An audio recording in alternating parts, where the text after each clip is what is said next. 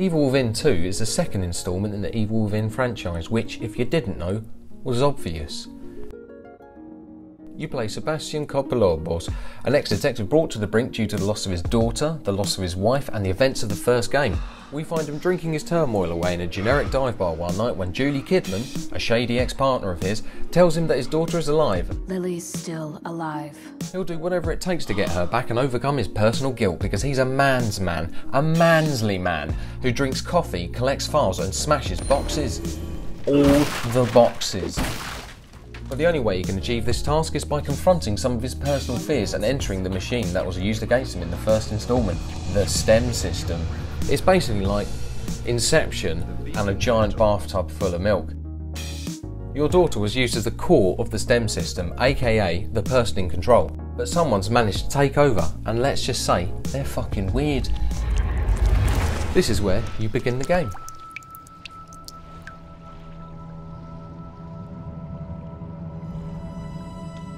I'm not going to spoil the story anymore, as I do think that can hinder a lot of incentive for playing the game.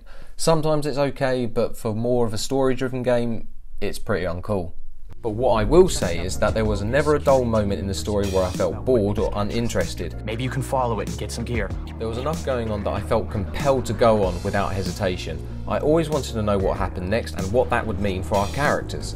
Even when completing the side missions, I wanted to discover as much about the town as I could, helping anyone I came across and taking note of any specific location that I couldn't get into yet. Side quests were not just something tacked on to extend playtime, but to reward you for player involvement. So this is a stealth game, mostly. The enemies you encounter are a lot stronger than you, and even fighting one enemy, especially in the early game, can be dangerous. Well, fuck this. I gotta get the fuck out of here. Go down the street. Wait, I'm a detective. That means I must have a gun. Do I have a gun? I do have a gun. Check this. Bah! Get the fuck back in your house now. You nasty ass motherfucker. Oh wait, you think you can get away from me now that I got a gun?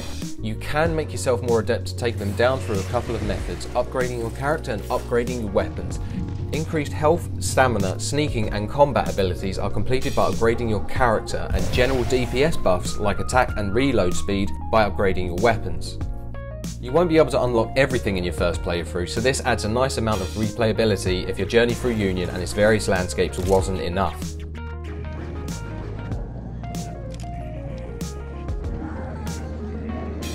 I've basically found a new tactic. If you use a box, no one can see you. Gameplay is generally divided into 3 segments: shoot and run away, exploring for resources, and then stealth. So much stealth.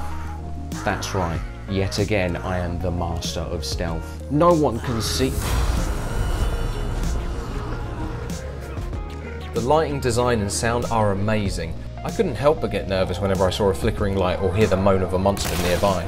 Well, fuck this. There were a few graphical pop-ins which can be argued can work against immersion, but it's 2017, most games have this. And yeah, there were a few times when my games crashed, but I put this down to being a brand new game that had only just come out and some bugs were still being discovered. After completing the game, I got some bonuses, including the anamorphic letterboxing from the first game.